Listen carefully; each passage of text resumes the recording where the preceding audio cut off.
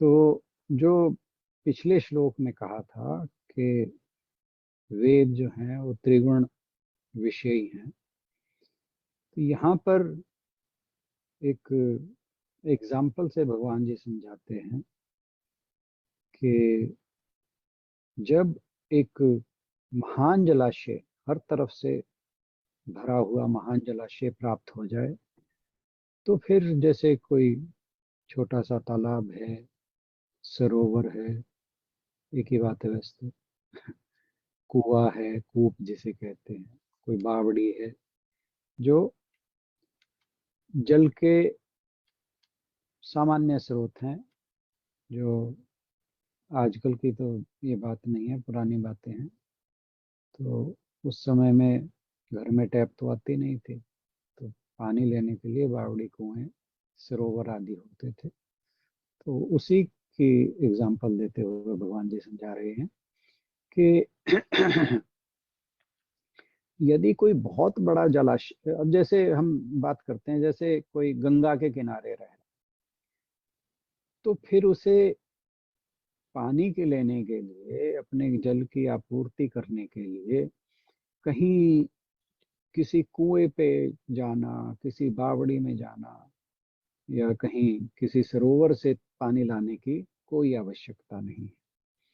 और इसी प्रकार जब कोई, यहाँ कहा, तावान सर्वेषु वेदेषु ब्राह्मणस्य विजानतः, कि जो ब्राह्मण, ब्राह्मण यहाँ पर शब्द जो है वो, जो हमारे देश में कास्ट की बात हो रही है उसकी बात नहीं है। ये ब्राह्मण का मतलब है जो ब्रह्म को जानने वाला है। तो जो तत्व की जानने, परम तत्व को जानने की इच्छा रखने वाले हैं, यानी ब्रह्म के जिज्ञासु हैं, उनकी उसकी इच्छा करने के, जिनमें उस ज्ञान को प्राप्ति करने की इच्छा है, तो उनका प्रयोजन वेदों के कर्म कांड भाव से नहीं रहता। यहाँ पर ये समझाने की भगवान जी कोशिश कर रहे हैं। अर्थात वे जो वेदों का वो पाठ है जिसके अंदर ब्रह्म ज्ञान संबंधी ज्ञान दिया गया है, तो केवल उसी से ही प्रयोजन रहता है, केवल उसी में ही उनका इंटरेस्ट रहता है। और तो फिर यहाँ पर कह रहे हैं भगवान जी के वेद, जो ये एग्जाम्पल दिए कि जब एक भरा हुआ जलाशय, चारों ओर से लबालब भरा हुआ जलाशय मौजूद है, जैसे मैंने गंगा के किनारे की एग्जाम्पल ली, तो फिर जो छोटे छोटे जल के स्रोत हैं, वहां से जल लेने की आवश्यकता नहीं रहती। और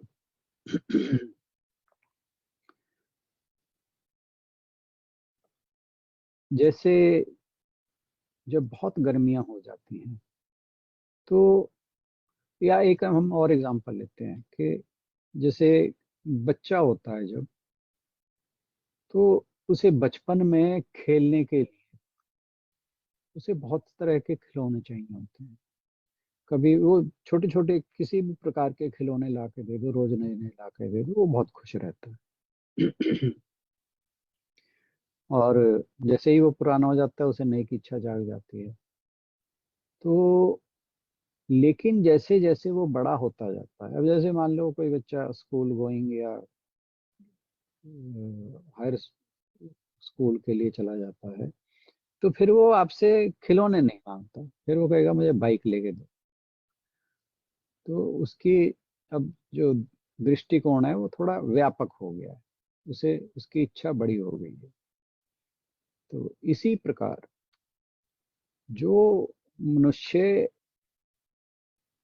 अपने आनंद स्वरूप को नहीं पहचानता जब तक, तब तक उसे छोटी छोटी खुशियां जो हैं उनकी प्राप्ति की इच्छा बनी रहती है। इसीलिए वह वेदों में जो कर्म कांड का भाग दिया है उसमें इंटरेस्टेड रहता है, कि ताकि उसकी इच्छाओं की पूर्ति होती जाए। और कल हमने ये बात की थी कि किस प्रकार के वेदों में ये कर्म कांड आदि विषय बताए गए हैं, जिससे कामनाओं की, इच्छाओं की पूर्ति होती रहे।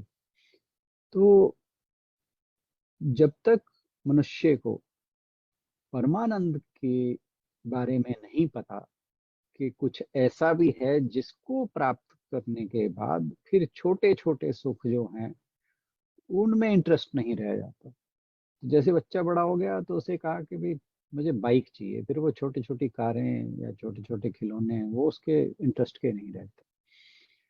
तो मनुष्य भी इसी प्रकार जब तक उसे उस परम आनंद के स्रोत का नहीं पता, तब तक वह छोटी छोटी खुशियां, उनकी प्राप्ति के लिए वो डिफरेंट डिफरेंट अलग अलग तरह के कर्म करता है, ताकि उसकी इच्छाओं की पूर्ति होती रहे। उसे वह उन छोटी छोटी इच्छाओं की पूर्ति में ही लगा रहता है।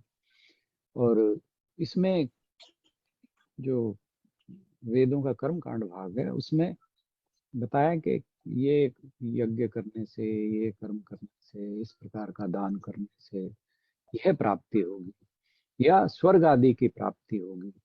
तो इस प्रकार के बहुत से साधन बताए गए हैं। और व्यक्ति, जो सांसारिक व्यक्ति